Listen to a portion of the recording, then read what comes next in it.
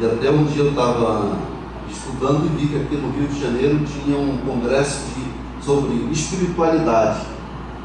Não tinha nada a ver com religião. Era R$500 que o cara tinha que pagar na sua inscrição para 1 hora de palestra. R$500. Alguns cobram R$20 mil, né? O presidente Lula parece que é $200 mil para ele dar uma palestra.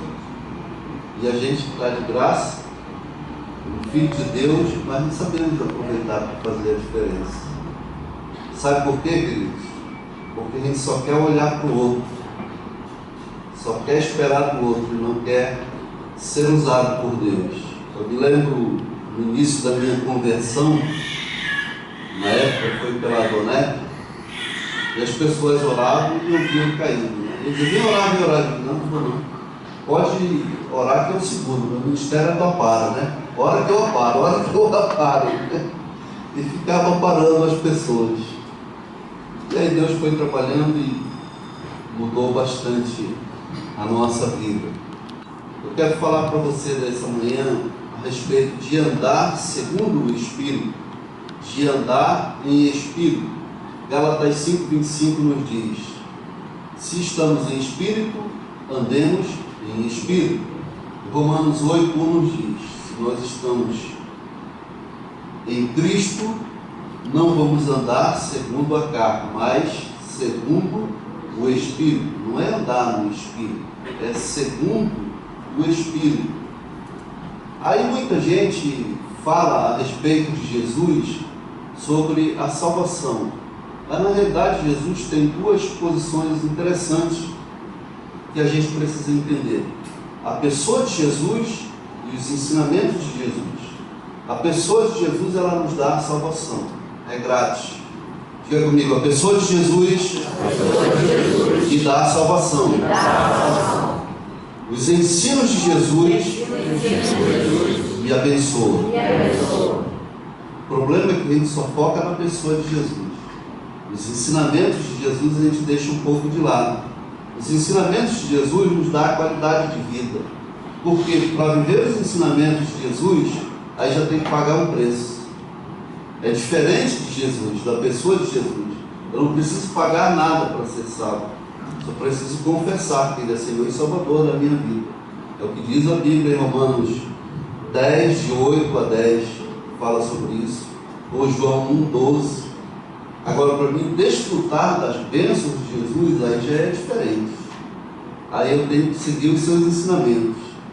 Aí eu tenho que estudar, eu tenho que orar, tenho que jejuar, tenho que compartilhar, tenho que vigiar, tenho que fazer um monte de coisas para poder ser abençoado e ser usado por Deus.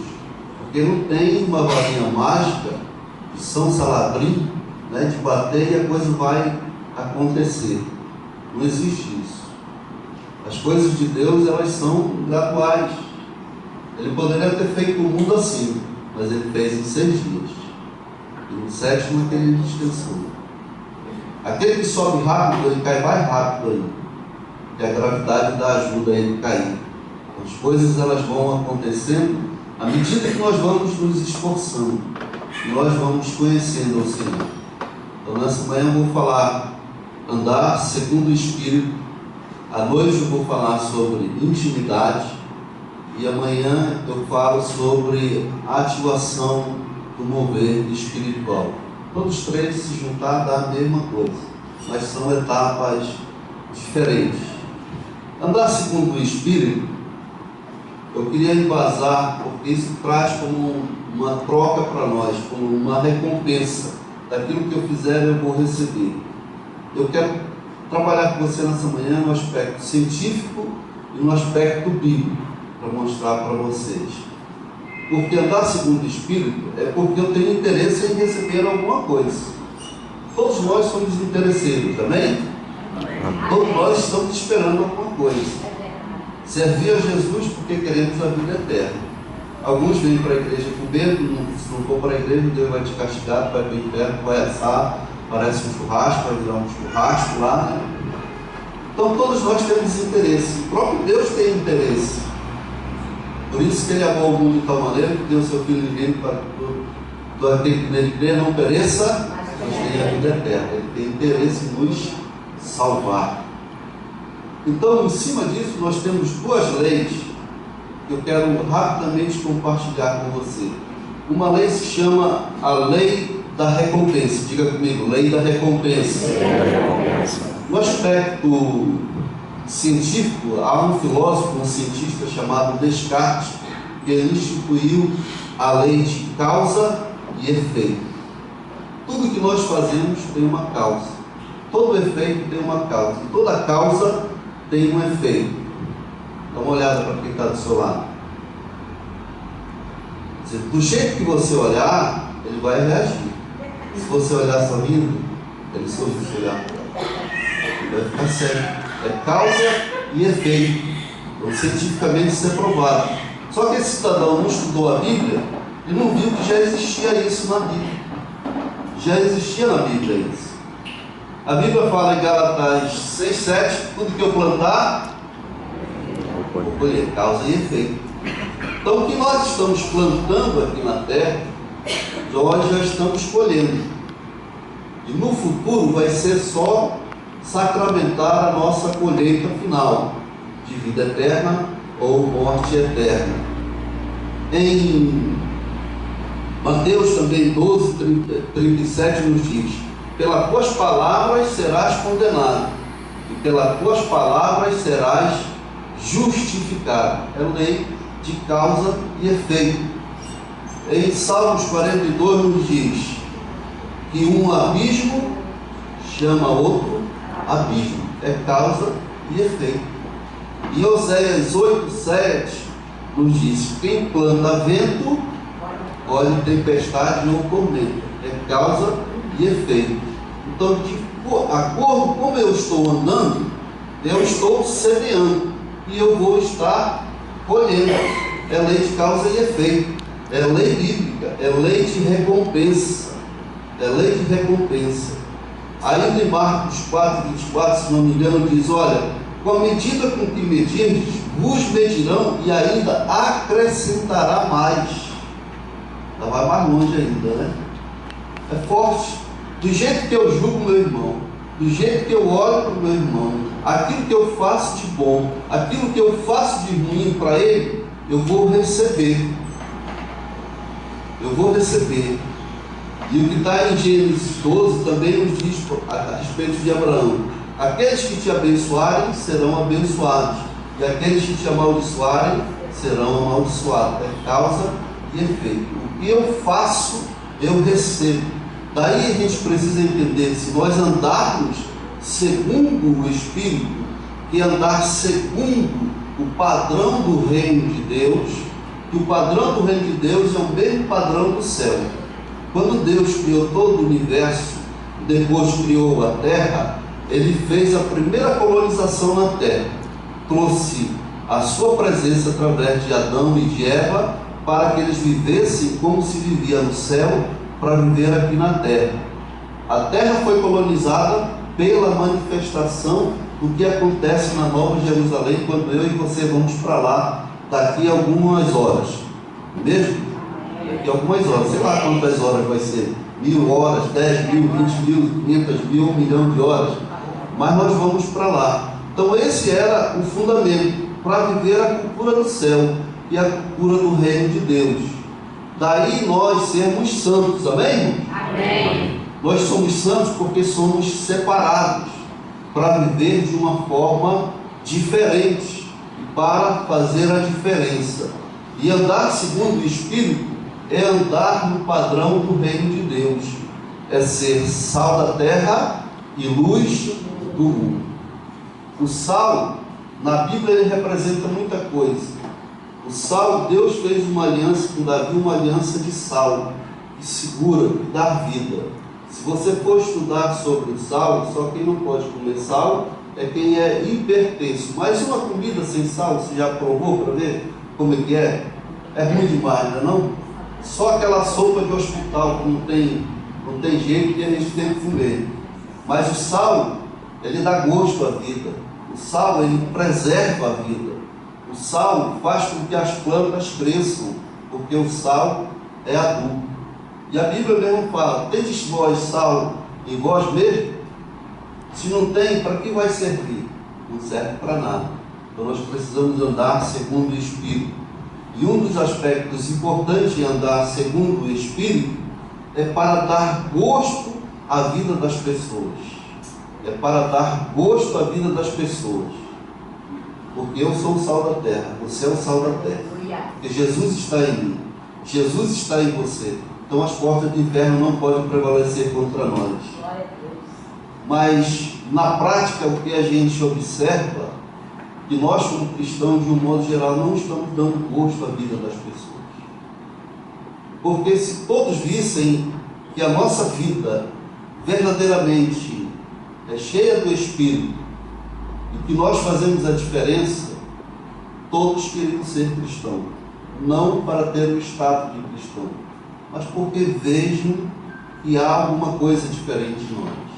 O nosso padrão de vida mudou. O problema é que muita gente só quer saber de pedir dinheiro e muita coisa já liberada dentro da igreja. Eu tenho 57 anos, mas eu sou jovem, sou para frente, né? Mas não posso liberar muitas coisas dentro da igreja.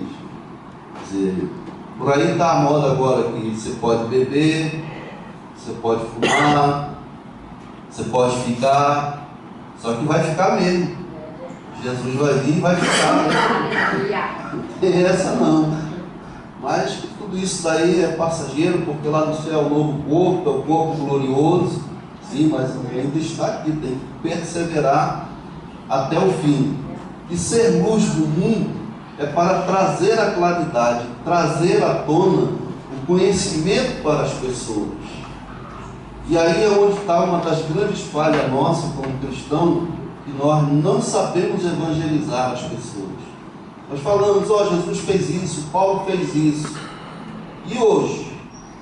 Não tem mais Paulo, não tem Moisés, não tem Davi, não tem Daniel, tem eu e você. Então esse evangelho nós temos que viver. Daí surgiu o ditado popular: faz o que eu mando, mas não faz o que eu faço. Faz o que eu mando, mas não faz o que eu faço. Será que nós teríamos coragem de falar para a igreja, não vou nem falar para os de fora, para a igreja dizer: seja meus imitador, como eu sou de Cristo? Seja meu imitador, como eu sou de Cristo? Glória a Deus. Paulo estava falando sobre isso. Diz: olha, enquanto eu estou seguindo a Cristo, olha para mim, faz o que eu estou fazendo, mas na hora que eu vacilar, foge de mim, não me imita não, porque todos nós falhamos, todos nós fracassamos, mas quando nós estamos com essa intimidade com o Espírito Santo, quando nós estamos cheios do Espírito Santo, a gente pode dizer: olha para mim, nem que seja esse momento aqui que eu estou orando, que eu estou meditando na palavra, que eu estou adorando, olha para mim, faz desse jeito, porque é o Espírito que está fazendo em mim. E se ela sair e eu cair, não olha para mim não. E aí o que a gente vê dentro da igreja? Não olha para o homem não, o meu negócio é olhar para Cristo. Que conversa é essa mesmo? Aí aquela história que tem em 1 Coríntios: eu sou de Paulo, sou de Apolo, sou disso, sou daquilo. Aí os mais crentes dizem: não, eu sou de Cristo. Esse é o pior que tem. É o pior que tem, porque não quer se submeter à liderança. Acho que é só Ele Deus, é Deus no céu e Ele na terra. Tem que submeter as pessoas. Para você ser um bom líder, você tem que primeiro ser submisso. Você tem que ser liderado primeiro. Isso é andar segundo o Espírito. E na realidade, na igreja, está muito longe de isso acontecer. Há um espírito de independência muito grande no nosso meio. Eu faço o que quero, estou ligado com Cristo, pronto. E aí começa aquilo que se chama deslealdade. E aí avança-se para a rebeldia.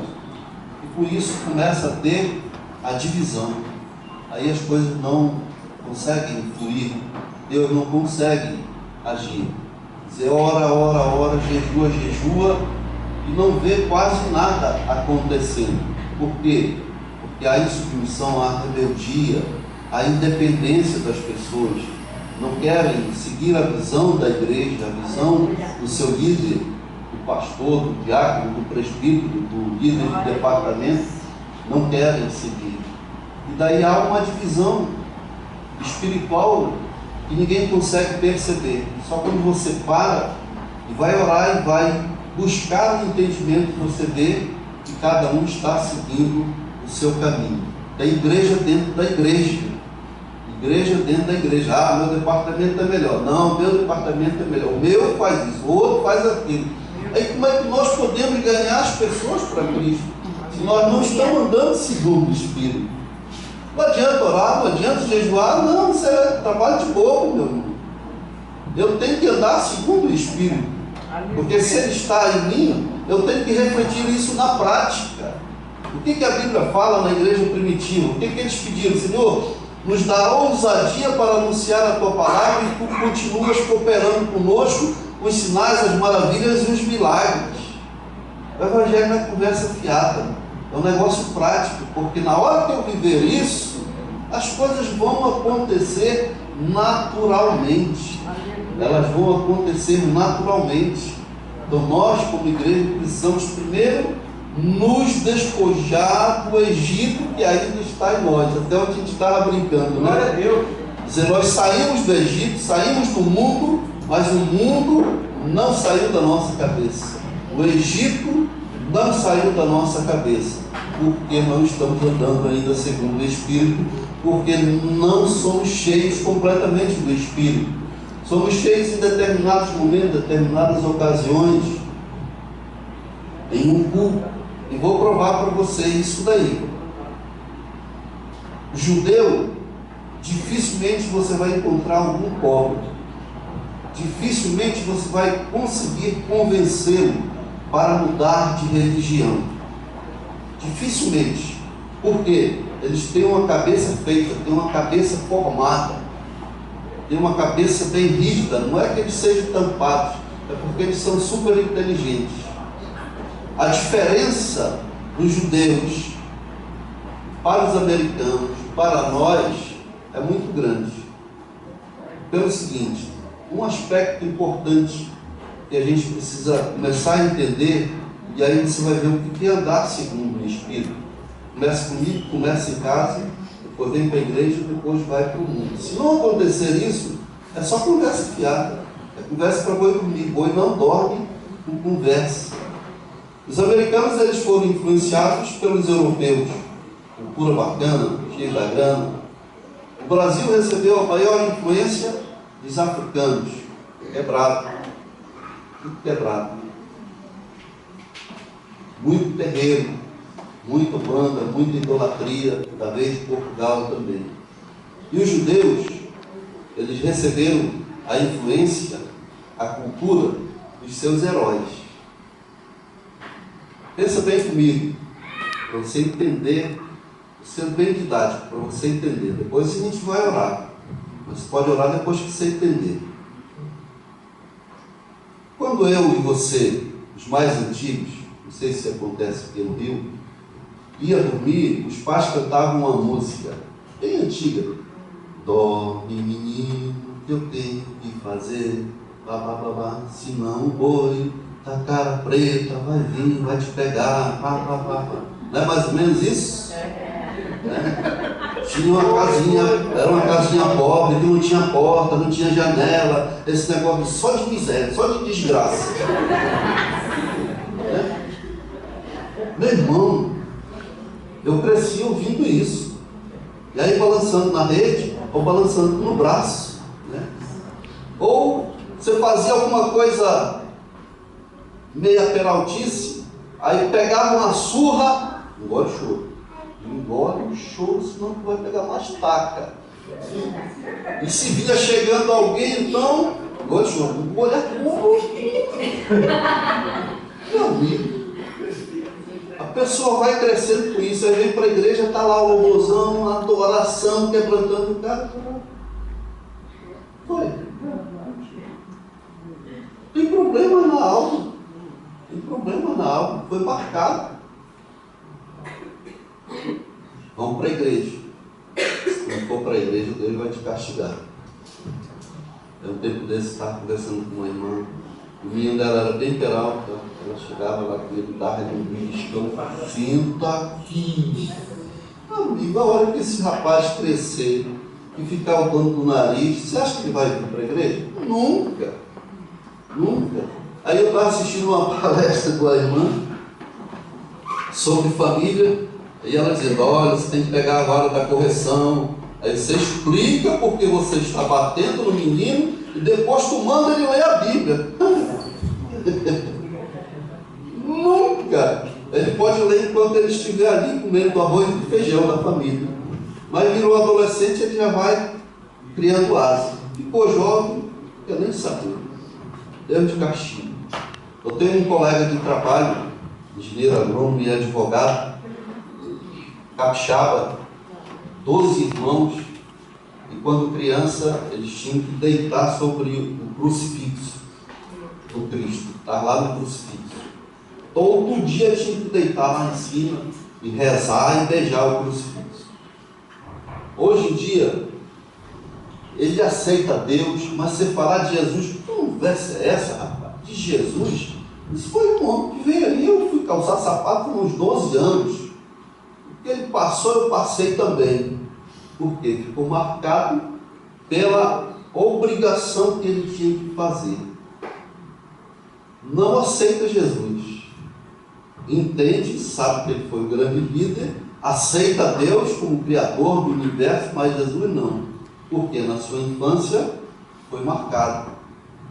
Tem esse trauma na sua alma. E tudo isso vem acontecendo sobre as nossas vidas. Aí o cidadão aceitou Jesus, vem para a igreja, não tem nada contra esses cânticos não. Aí ele entra e vamos lá fazer um louvorzão aí. Qual que é? Leão da tribo de Judá. Ele é o leão da tribo de Judá. Nossa, aqui é uma jaula, um zoológico, eu vou embora, não quero saber disso não.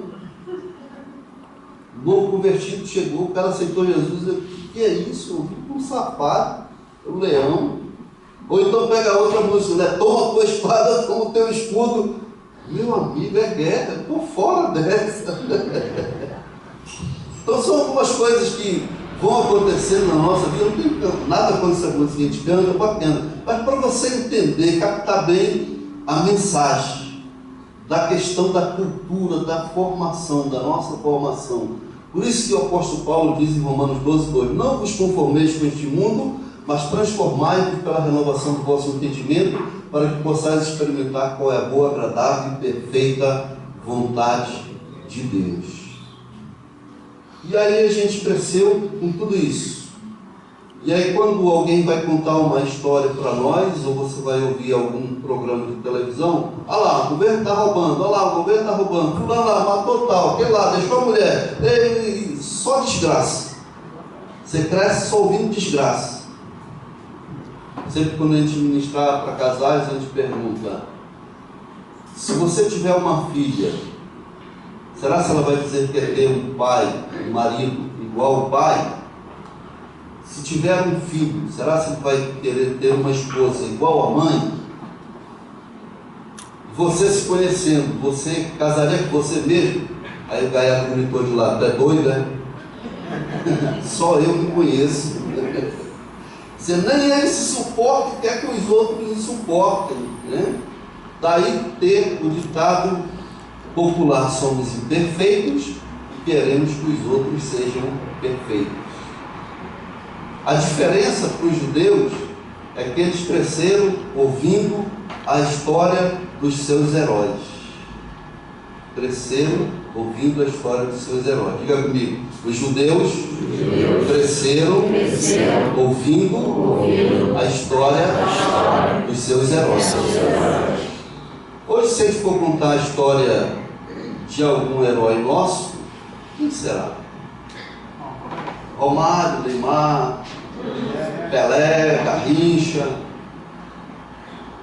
talvez Dom Pedro II, que deu o grito da independência, né?